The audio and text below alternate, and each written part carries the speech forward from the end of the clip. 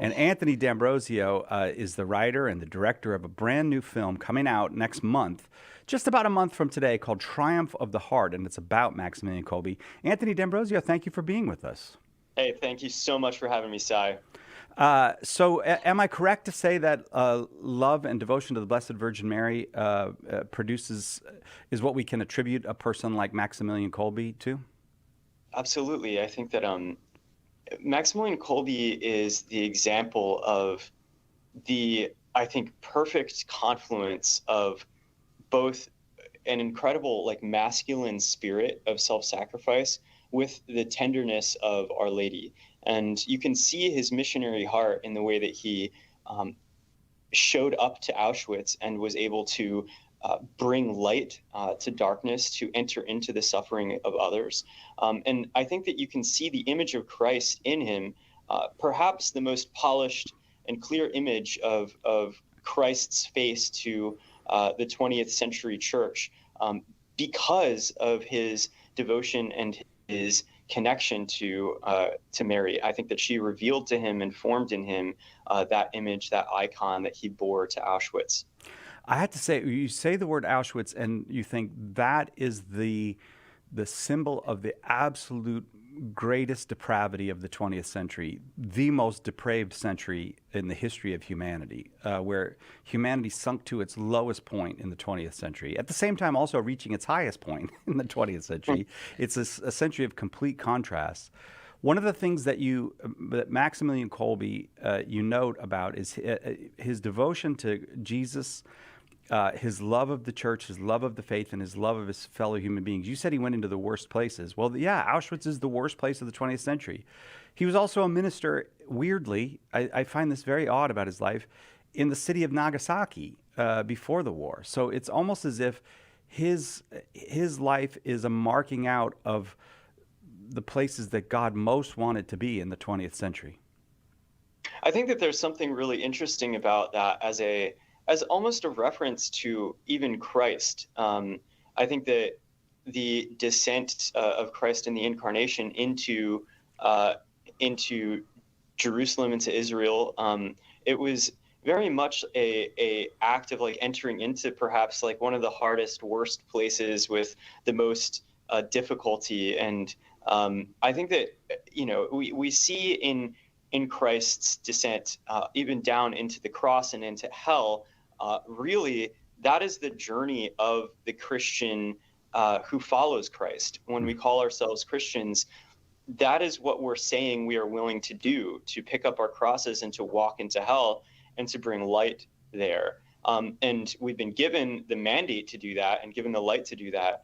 But it requires an amazing courage. And I think also an amazing, I guess, comfort that we have the saints who are with us. We have Mary, who is our mother, and giving us comfort as we enter into these places. And Kolbe was, I think, enabled to see where is the church going to have the hardest time rooting, and to have this immediate desire to go there. It was like he was a homing beacon for the most difficult place to evangelize. And of course, God ultimately gave him the honor of dying in a starvation bunker in Auschwitz, not just in Auschwitz, the worst place on earth at the time, but inside of the worst place on earth at that time. And even there, we were able to see through his life and through his hope and his songs and his voice, the way that he died with courage and love for his fellow inmates, that love and hope can conquer even those darkest of places. We're talking about Saint Maximilian Kolbe, raised to the altars, as they say, or canonized by Pope John Paul II. Our guest is Anthony D'Ambrosio. He's the writer and director of a new movie coming out, a wonderful movie that I wish every Catholic on earth, every person on earth would go see, to see what a truly human life looks like, Triumph of the Heart. So before we get into talking about the movie, there are people who don't know Maximilian. They're talking about this guy like he's the most important person of the whole 20th century. Who is Maximilian Kolbe? So will you give us the biography, the brief biography of Maximilian Kolbe? Yeah, I guess the story beats he's a son of a textile worker in a poor place in the middle of Poland. which was itself one of the poorest places in Europe. It was it's one place that is constantly under attack, and the sort of the faith there has been shaped by its constant dealing with oppression and with being conquered by Russia and Germany and Conan from the south. So it's a place where the faith has really taken root, and it has been so completely enmeshed with the national identity of Poland that as a young boy, Maximilian Kolbe really wanted to sort of express his militaristic kind of desire to defend his country and his patriotism also through his faith. And those two things were sort of very deeply tied in him. He had a very famous vision from Mary of being offered two crowns. One was a red crown that symbolized martyrdom. One was a white crown that symbolized purity. He ultimately became a priest, and in doing so, sort of taking that white crown of purity. And then ultimately was offered that red crown again at the end of his life as he became a martyr in Auschwitz. But before that, during his priesthood, he was perhaps one of the most entrepreneurial saints that the church has ever seen.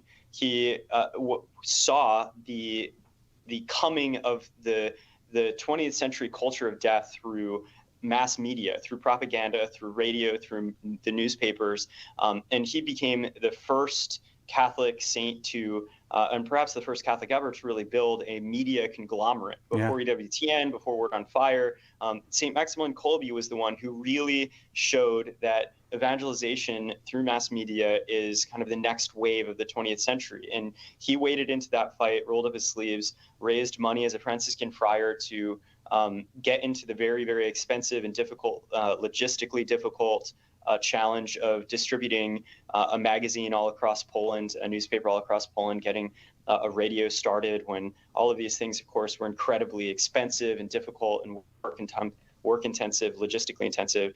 He even helped to invent new pieces of the printing process at the time in order to make his syndication of, I think, 1 million people possible every day. And so this was a man who had incredible influence, who is courted, of course, by generals and the president of Poland for his political capital. And he ultimately decided that he wanted to go and found a friary in Nagasaki and go through the challenge of translating Polish, which is one of the hardest languages in the entire world, to Japanese, which is perhaps the other hardest language in the entire world, and to do so in under a year and have a whole operation up and running there. He came back and was rounded up when they were invaded, and he became one of the first martyrs of the church in Poland in Auschwitz at the time. Okay, it's so incredible. I'm so happy you used the word entrepreneur, because we think of these heroic entrepreneurs, that we have today. They make these great companies and all that, but that same energy can be harnessed for other purposes. And sometimes people with those talents become a priest. And he really is. I don't know. Do you know if he's an official patron of Catholic media? Because he really should be a patron of Catholic. Is he? He's one of these saints that has a pretty far reach in terms of what he is the patron of. He's the patron saint of addicts. He's the patron saint of the pro-life movement. He's the patron saint of media. So he's got quite a bit that he has been given heavenly resource for. Well, now you did a brief biography of Kolbe, and we're going to take a break. But before we take the break, I would like you to delve into his death just a bit more, because this is the lens through which, or this is what you put in front of your lens for the camera for this movie, Triumph of the Heart, which I hope every human being will see. September 12th, it comes out, Triumph of the Heart. But there's more. Give us a little more about his martyrdom. He's not just a guy that got rounded up and killed. There's more to his story. Of course, yeah. So perhaps the most famous part of his story is that he wasn't just rounded up and killed, of course. He was in Auschwitz, and the point of Auschwitz at the time was to exterminate the Polish spirit, to destroy Polish culture, identity, to dehumanize its leaders. And in the face of that dehumanization effort, Kolbe stepped forward and volunteered stepped out of line, volunteered to join 9 other men in a starvation bunker and to save one man's life who was being picked at random to be thrown into the cell.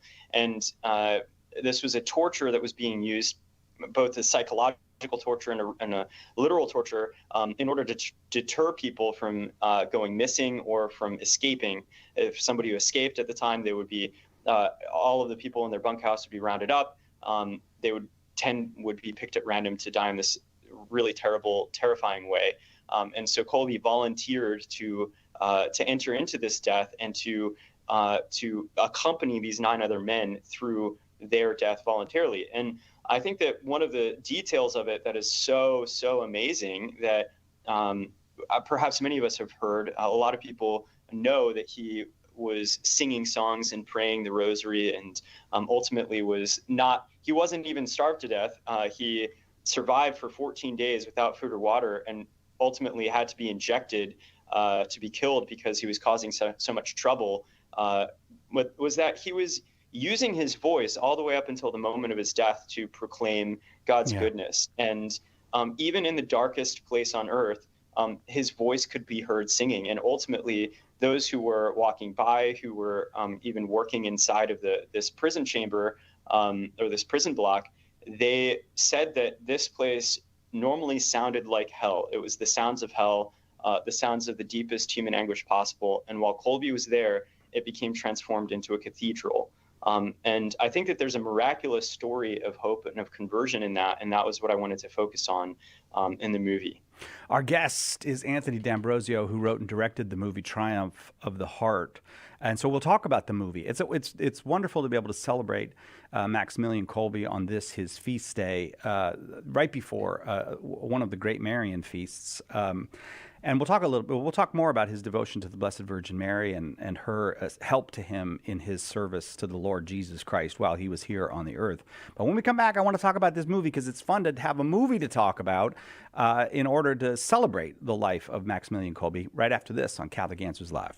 Catch Catholic Answers Live anytime at Catholic.com.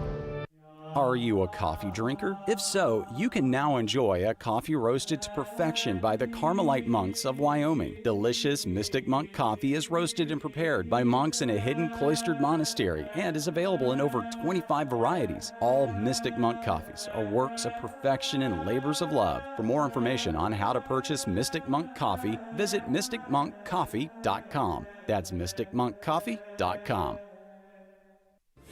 Check out EWTN's official YouTube channel. Just follow the link on our homepage at EWTN.com or go to YouTube.com/EWTN. Watch EWTN's live shows or today's homily from the Daily Mass. Click the upload button to see our most recent clips. You can also find all of EWTN YouTube content by clicking the playlist button.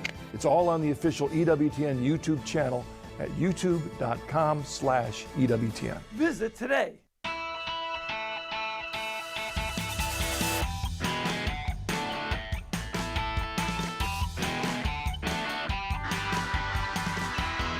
Welcome back to Catholic Answers Live. I am Cy Kellett, your host. And my job's fun today. I get to talk with Anthony D'Ambrosio, filmmaker and entrepreneur himself, who's got the new movie coming out. September 12th, it will open, Triumph of the Heart. Please do look for it.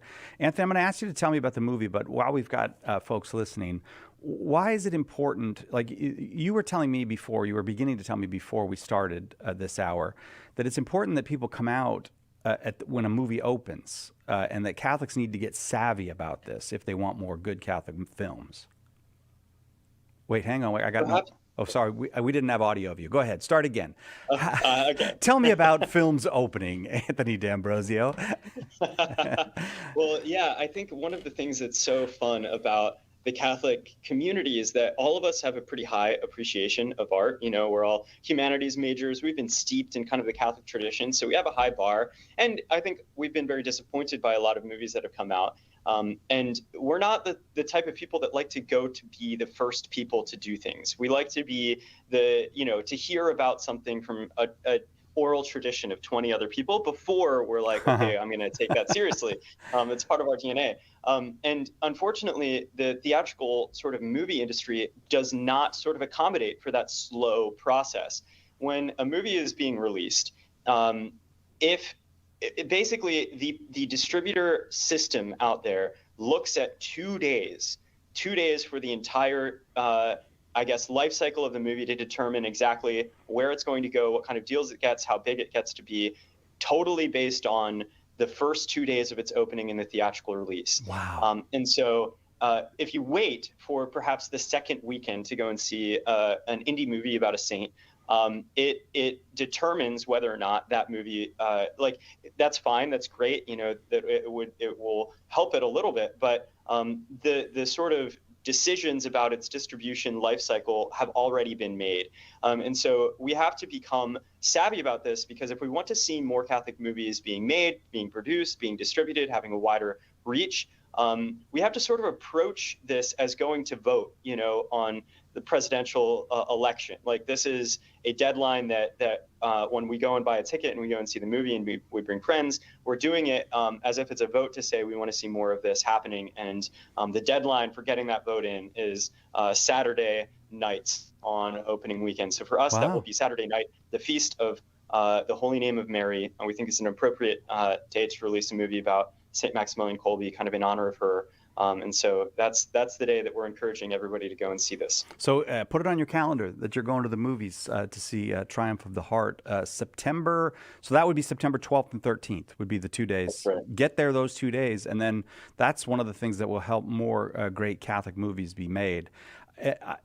People, you can make I think it was Flannery O'Connor who said the key to a great Catholic novel is it has to be a novel. Like it can't just be great Catholic sentiment. It has to be it has to be a work of art. And a moment where I thought, oh, Anthony D'Ambrosio knows what he's doing, is the depiction of St. Maximilian Kolbe in The Line, where I think if you were making a pious film, it would almost be that Kolbe would know exactly what to do, and there would be a kind of like, maybe there's drama all around him, but he would be like this, glowing figure that just stepped forward and said, "I'll go," like that.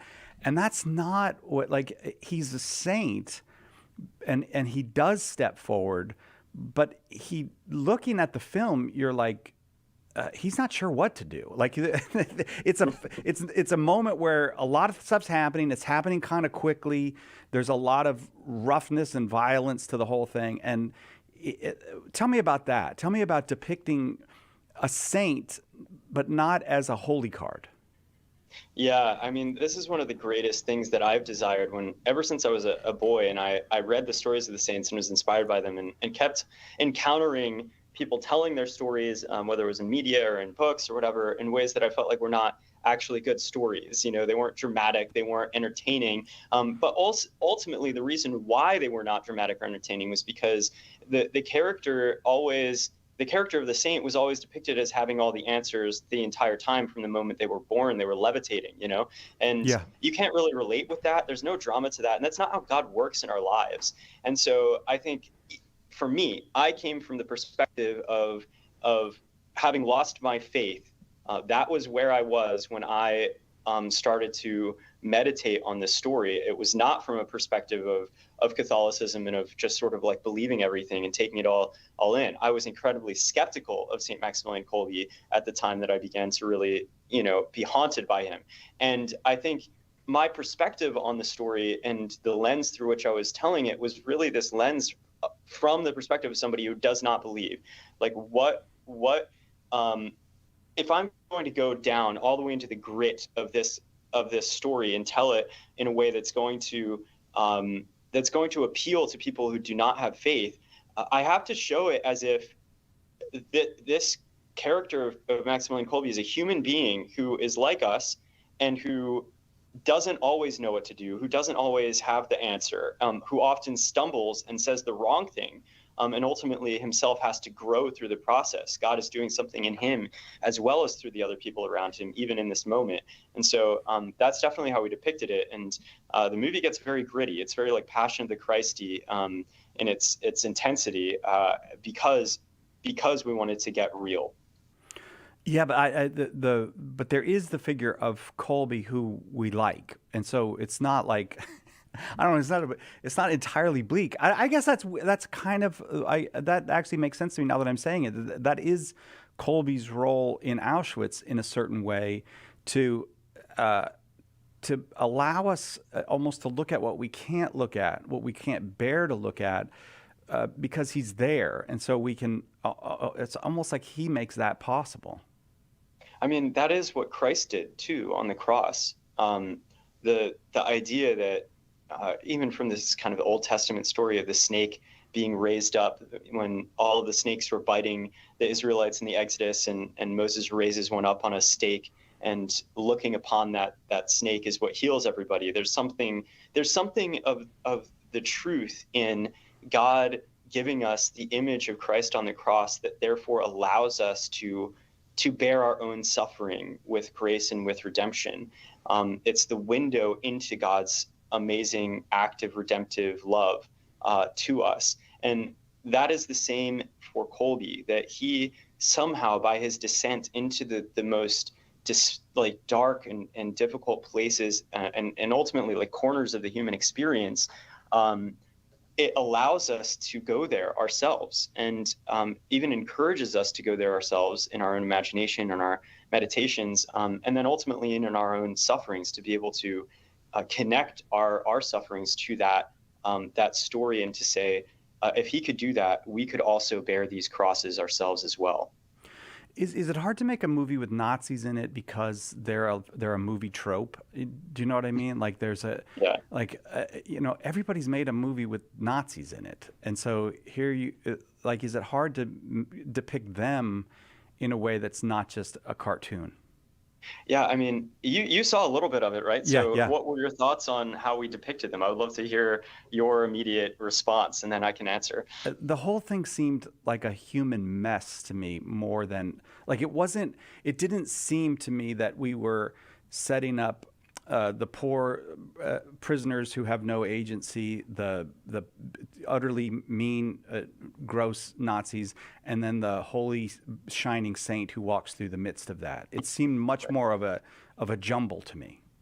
Right, and I think that part of the I think intensity of the story comes from being confronted with somebody who's like a normal person who is also perpetrating this kind of evil. I remember as a young man, my parents sharing The Scarlet and the Black with me. I don't know if you ever saw that movie with Gregory Peck, but there's a Nazi commandant who is just sort of a father, and a lot of it sort of centers around his life. Okay, well, you probably hear that music. I messed up. I didn't give you enough time to answer. We'll talk about we're talking about the movie that Anthony D'Ambrosio's got coming out next month, Triumph of the Heart. It's about one of the most important people in history, Maximilian Kolbe. If you don't know him, we'll talk a little bit more about him when we come back right after this on Catholic Answers Live.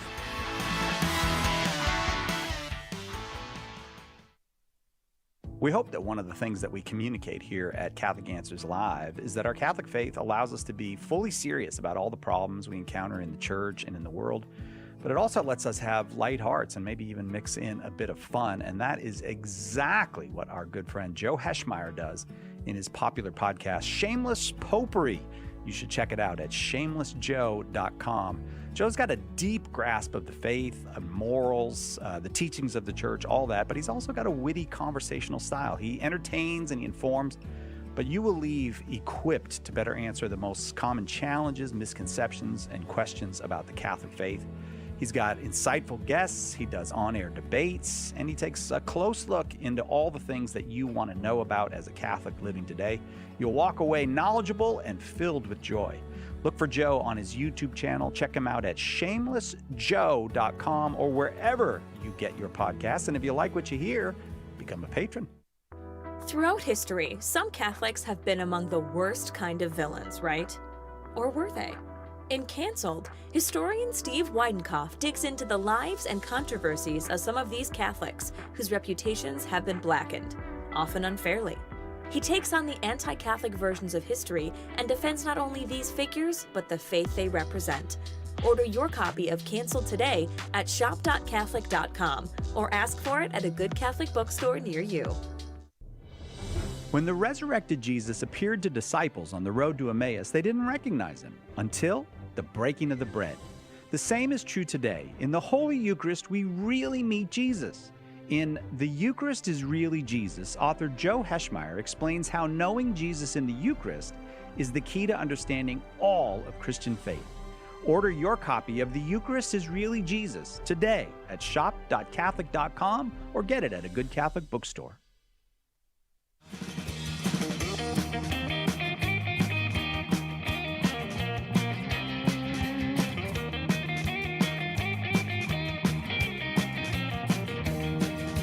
Welcome back. Catholic Answers Live. I am Cy Kellett, your host. Our guest is Anthony D'Ambrosio, the maker of the new movie Triumph of the Heart, which I'm hoping every human being on earth will see. But there's nothing wrong with holy cards. I've got plenty of holy cards. I don't mean to insult holy cards. It's just that when you go to a movie and it's a holy card, it's not a good movie. A movie's got to be a movie. And so what we were talking about with the writer and director Anthony D'Ambrosio is about how you make a movie about someone who is in fact depicted on thousands and thousands and thousands of holy cards, St. Maximilian Kolbe. And we're talking about the depiction of the Nazis. And it's weird that the Nazi is the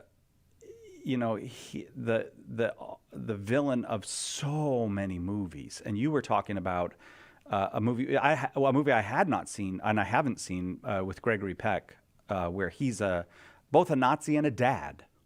Mm-hmm. Yeah. So Gregory Peck is playing the role of a cardinal who is going in and sort of saving Jews and POWs and smuggling them through the Vatican. It's this very fun story, and his foil is this Nazi officer who's just kind of living large in Rome. And I was very, very influenced by that movie, both because it made me realize just how normal, like, the Nazi evil was, that in some way this was a culture of people who was doing all of the things that we do normally as well, like right. Getting married, having children, doing Christmas, getting them gifts, wanting to please their wives, having marital strife. And all of that is kind of going on while they're also taking people, shipping them in trains to starvation, places and just sort of putting them in furnaces. Like, how could you get there? So we wanted to create a sense of that in the character of Fritsch, who ultimately condemns Kolbe to death. We wanted to show the two of them. Every good movie, you have a villain and a hero who are sort of opposite sides of the same coin, that are similar in that they could have ultimately chosen to be what the other person is. And that is really like how we tried to sort of tell the story. Fritsch is this loving father who takes care of his kids and loves them deeply, but ultimately is caught up in a game of power and believes everything is about willpower and strength, and has this kind of Ubermensch identity. And that leads him to ultimately being alone and sort of losing the battle with Kolbe at the end. That which is also a complex thing. This idea that Kolbe's battle is being fought on a different plane. How do you depict on film a battle that's happening on the spiritual plane? Well, I think that the spiritual plane always is mapped over onto the world of human decisions and human virtue. And like, it is, regardless of where we are, we always have the decision to either bring a little bit of hell or a little bit of heaven into the world that we are sort of navigating. And I think that that the way that we depict this sort of meeting these two spiritual fault lines between the Nazi identity and kind of the Kolbean devotion was by going through the eyes of the other prisoners. The sort of political realm where these prisoners are, and their beliefs, their actions are being influenced in some way by the Nazis, who want them to despair and to kill themselves, or Kolbe, who wants them to discover their humanity and to lift their voices to God. It's sort of a war between those two perspectives that Kolbe is fighting for. And the ending is really kind of the measure of which one wins over those people and their morale, if you will. I suppose that's why the word triumph is right there in the title, Triumph of the Heart. It's not a triumph of the steel or the lead or the, it's a triumph of the heart. Pope John Paul II had a great devotion to Maximilian Kolbe, both Poles. Another great saint of the 20th century, Faustina Kowalska from Poland. God just seems to have decided that in the 20th century we needed an outpouring of Polish saints. And there are many others. I'm just naming the three that I think are most known here in the U.S. But so you talked a little bit about Poland. What is it about Poland that produces these saints in the 20th century? Suffering. I mean, it's just plain and obvious. There's really just one answer to that question, and it is that Poland has suffered greatly through its entire history. It, as a country, has never been a powerful country. Well, that's not totally true. It has had sort of a zenith, but for most of its life cycle in Christendom, it's been conquered and conquered and conquered and conquered. And the Polish people have somehow learned how to maintain their identity and their Catholicism, kind of both of those things together, through being oppressed, through being subjugated. And I think that the 20th century was this great century of despair, a great century of the culture of death sort of looming large and becoming almost like suffocatingly powerful. And I think that God was like, I've been preparing this little jewel of a country to lead the way through this, I guess, through this century's slavery and through the century's, I guess, despair. And so that happened to you, this Polish saint Kolbe, because you began to tell us about you didn't begin to be interested in Kolbe because you are so profound in your faith. You were like, this is my soulmate in the faith. You came to Kolbe. You said he haunted you. So tell me about your own relationship with Maximilian Kolbe. Yeah, that's right. I actually began to be dedicated to Kolbe and to meditate on his life when I was not Catholic. I lost my faith, actually. I grew up with, obviously, many people who listen to this, I grew up with a father who is a theologian and had perhaps one of the richest theological and intellectual childhoods that anybody could wish for as a Catholic. But when I left seminary and got into evangelization, I encountered a very profound suffering. I have a chronic illness, a chronic mold infection that was not one of these things that nobody could figure out. It took over a decade to actually get it diagnosed, but it caused chronic insomnia, life-threatening insomnia that would only allow me to sleep for maybe 20 minutes to 2 hours a night, and had this sort of constellation of all these weird symptoms and effects. But ultimately, it led me to having to grieve the marriage that I thought that I was going to have with the woman that I loved. I had to grieve the loss of a career, going into Catholic speaking, and in the course of those 2 years of grief, I lost my faith, became one of these very antagonistic, very angry atheists that perhaps all of us have met. And I was hoping, to tear down the faith of anyone around me. And this caused a lot of tension, as you could imagine, in my family.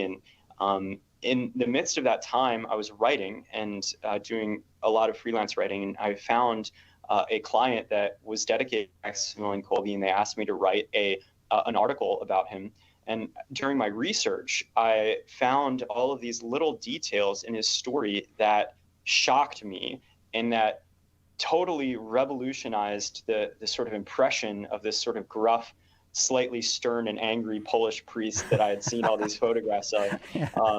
and revealed this unbelievable like story of tenderness and of hope in the midst of darkness. And I realized that especially the fact that he was executed with 4 other people, that he was not alone in being executed. Ultimately, that if he survived for 14 days without food or water, he was able to convey that determination to the other people in his cell. How did he do that? I had sort of this understanding of what it might be like to starve to death, because I was starving for sleep, and I knew that if he was able to do that for those people, that he had something to share with me that I couldn't deny was more profound than anything else that I could think about or that I had found at the time. And I was trying to ask the question, if I don't get better and my suffering like this extends for the rest of my life, like how could I possibly find a reason to live that life?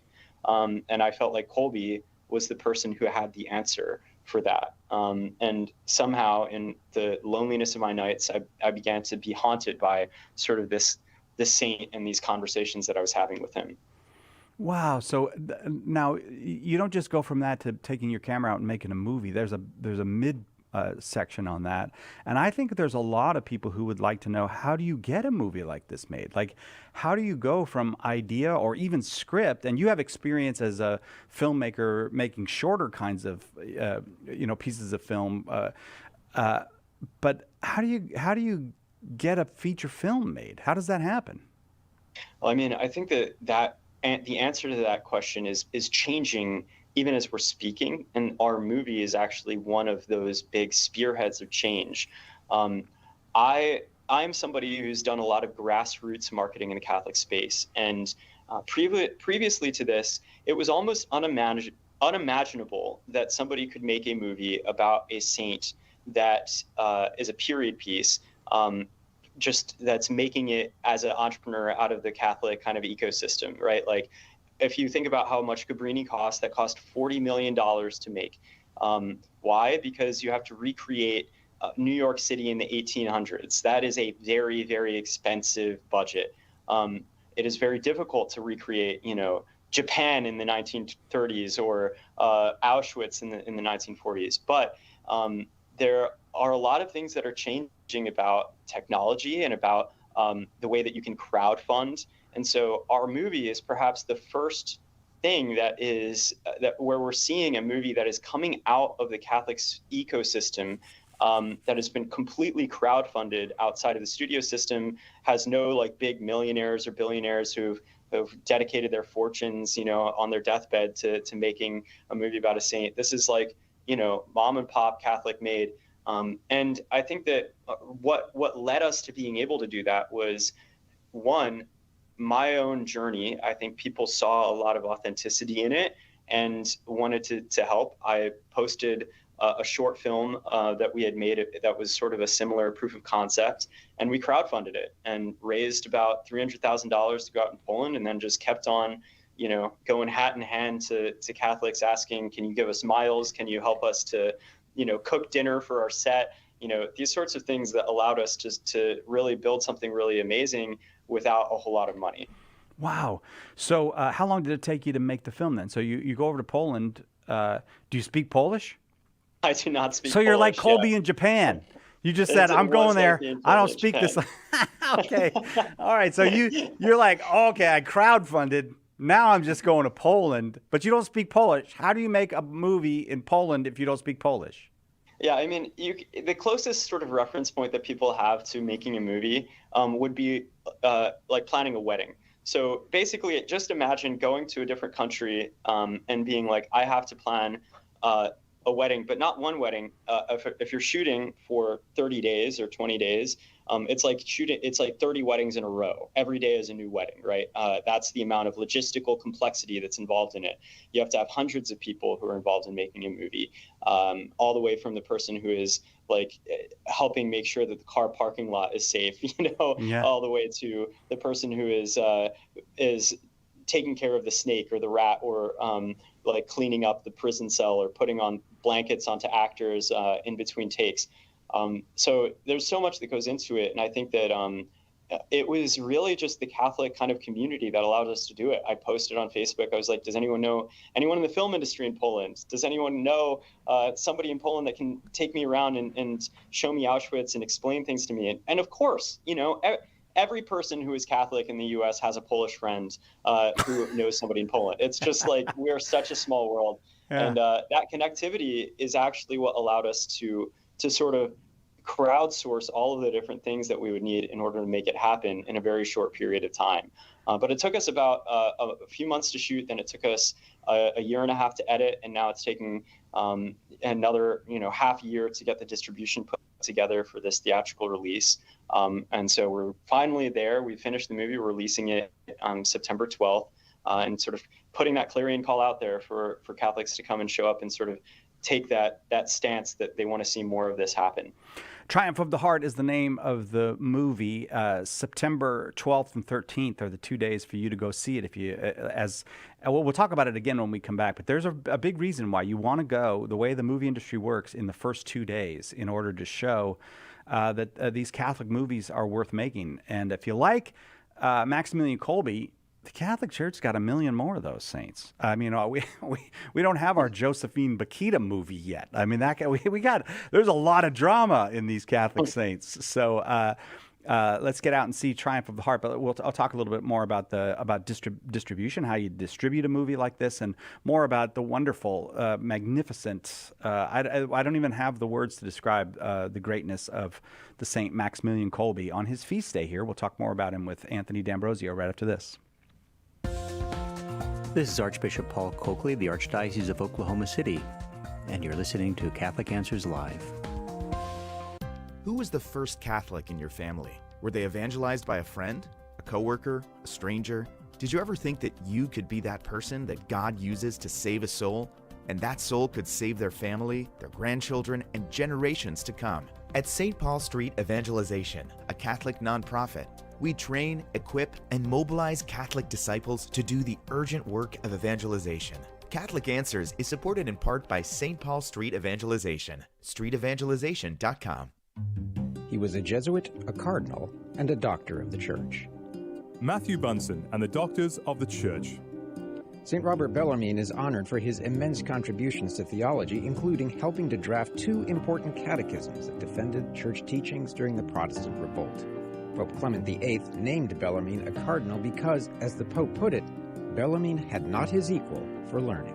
For more about the Doctors of the Church, visit doctorsofthechurch.com.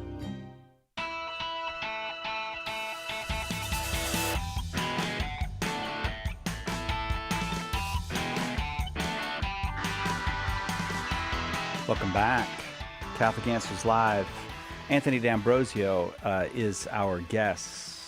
He's made a beautiful film called Triumph of the Heart about if you want to understand the 20th century, understand Maximilian Kolbe. There you go. I've got it right there for you. He, as Anthony was telling us, Kolbe ended up in the darkest places of the 20th century, and somehow he was the light of Christ shining in those places. So tell us a little bit, because tomorrow is the Feast of the Assumption of Mary, about his relationship with the Blessed Virgin Mary.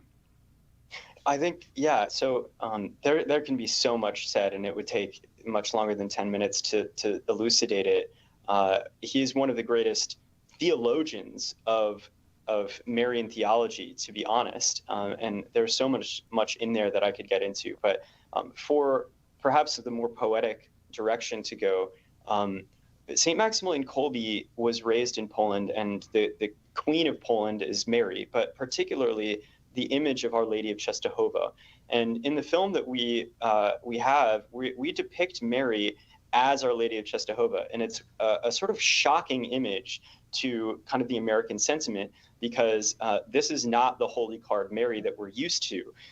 Anybody who has been to Poland and had the honor of getting to see this icon, it's a very spooky image, to be honest, because Our Lady is scarred, and it is dark, kind of full of smoke, and her skin is almost like black. You can barely see her. And I think a part of this is that she she went through the all of these conquerings and wars with the Polish people. It's one of the oldest icons that we have.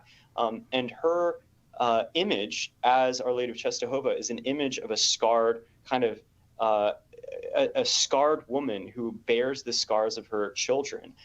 And so Kolbe would have prayed in front of this icon at least once a year, maybe many times a year. And he had a devotion to Our Lady that was this incredibly tender sense of Our Lady being with us in our suffering. And I think that a big part of the through line of Kolbe's life is his amazing ability to be somebody who suffered and to be one of the most prolific people in the world, particularly because of the comfort that he derived from his closeness to Our Lady. And I think his closeness came as this sense of Our Lady being able to bear everything that the world had to throw at her, and to be next to him in the midst of that. And so I would say that Kolbe's personal love and his tenderness was just deeply shaped by that, and it was a big part of his courage. Again, the name of the movie is Triumph of the Heart. I want to keep saying it so that when you see it, you'll go to it on September 12th and 13th. Support Catholic filmmakers. Catholic filmmakers are in a certain sense alternative media, and the alternative media folks, when they get a movie from the Marxists, go out and support their Marxist films, and the revolutionaries go out there. We need Catholics to go out and support alternate Catholic media, and then it won't. Then in time, it won't be alternate media. In time, it will be what everybody is seeing, because people will begin to understand. I think, Anthony, people want beautiful art. They don't want just junk. People want to see beautiful works of art. Right. I think that the desire for beauty is actually one of the deepest, most pined after desires that we have right now in our world. The desire for hope. What the world is sort of presenting through its media is a very permissive world, because it's a hopeless world. There's no point to anything. So live your life however you want and be as comfortable as you can. And frankly, I think all of us just instinctively know that that's not enough. Whenever we hit suffering, we're going to need something deeper, something grittier, something more real to hold on to, something transcendent. And I think that it's our job as the church to sort of extend beyond ourselves the stories of our heroes, so that we can present that hope to the world. The most beautiful stories are the stories of our saints. I think hands down, that is just the truth. But we've done a very bad job at telling them for a lot of different reasons. And one of the reasons is because the ecosystem that we have to sort of lean on with the creation of these stories is so small. There's not a lot of funding. There's not a lot of support. There's not a lot of there's not a Catholic distribution company that's doing lots of big movies, right? And in order for us to sort of turn that flywheel, I think that we have to change our sort of our attitudes about how we participate in Catholic media. Yes, a lot of things have been made that are cheesy, and we don't want to waste our time, and perhaps we want to gag sometimes when we see stuff that's made. I don't think people will feel that way about our movie, because I think it's such a sea change and very different than other things that have been made. But that said, I think regardless, when something like this is made and actually gets to the point where it's getting a theatrical distribution, the entire movie ecosystem only looks at 2 days to determine whether or not a movie gets distributed, and whether more movies like that get distributed afterwards, or invested in or made. And so we have to show up ready to watch the movie, even if we don't know if it's going to be good, even if we haven't heard from everyone who has already gone and seen it. We have to be sort of willing to be the first ones to go and see it, to sort of support it. And so that's kind of the call that I'm making right now. If you want to see things that are different, that are made, that are good, that are not just cheesy, go out and support this movie when it comes out, and you'll be a part of helping to sort of say collectively, Hollywood, we want to see more of this type of thing made. Anthony D'Ambrosio is the writer and director of Triumph of the Heart. All right, so look, let's say I live here in Southern California. I'm all in. I want to go to the theater and see Triumph of Heart. How do I do that? How do I find it? What do I do? Well, there's two things that you can do. The first thing is, if you have means, doing a theater buyout is absolutely huge and crucial for us, because each one of these theaters that gets bought out becomes a beachhead for us for distributing the movie in that theater for the rest of the theatrical release. You get to sort of make sure that it comes to your city if you do that. The second thing is people are able to, through this site that we've made, triumphoftheheart.com, you can go there and find us. They're able to sort of raise their hands and say, I would like to volunteer to host a screening in a theater in my area. They put on a little bit of money, get a few tickets, but they're going to get a page that allows them to sort of collect other people in their group to all put together in their parish or men's group or school or homeschool group, whatever, to say, together we're going to raise the money that we need to do a screening in our city. Right now, if people are doing that, they will be able to sort of be a part of that movement of drawing the movie to their city and making sure there's a stake in the ground, a flag in the ground planted to get that there and for us to be able to release the movie in those theaters. Of course, you can also just wait until September 12th, but there's no telling exactly which theaters the movie will end up getting into if people do not do these buyouts. So that's how we sort of force the hand of the system. So triumphoftheheart.com is where you go to find out about that? Triumphoftheheart.com, you'll be able to find more information there about how to do all of these sorts of things, yeah. And have you got trailers out? Can people I want to see the trailer of this. Can they go to YouTube and watch a trailer of Triumph of the Heart? Yeah, you can just search triumphoftheheart.com and search Triumph of the Heart, and you'll start finding all of our stuff. It's been out for a while now, so at this point you'll be able to find it anywhere. So is this a career for you now? You're going to make more movies? God willing, if everybody shows up on September 12th, then we'll be able to do many more. Do you like my Josephine Bakhita idea? Have I piqued your interest? Yeah. Oh, my interest is piqued for sure. Talk about a great movie. That would be one that you want to see. Triumph of the Heart. If you want to find out more about it, go to triumphoftheheart.com. It's the brand new movie coming out about Saint Maximilian Kolbe. And you know, some people are put off by the word saint. They think that they're cardboard cutout people.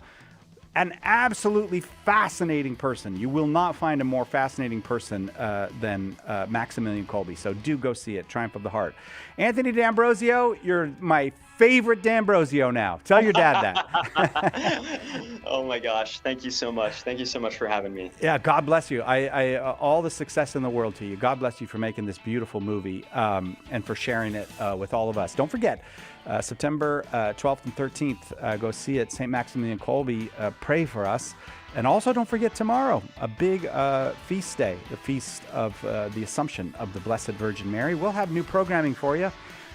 But, you know, if you can, make it to Mass. We'll see you tomorrow, God willing, right here on Catholic Answers Live.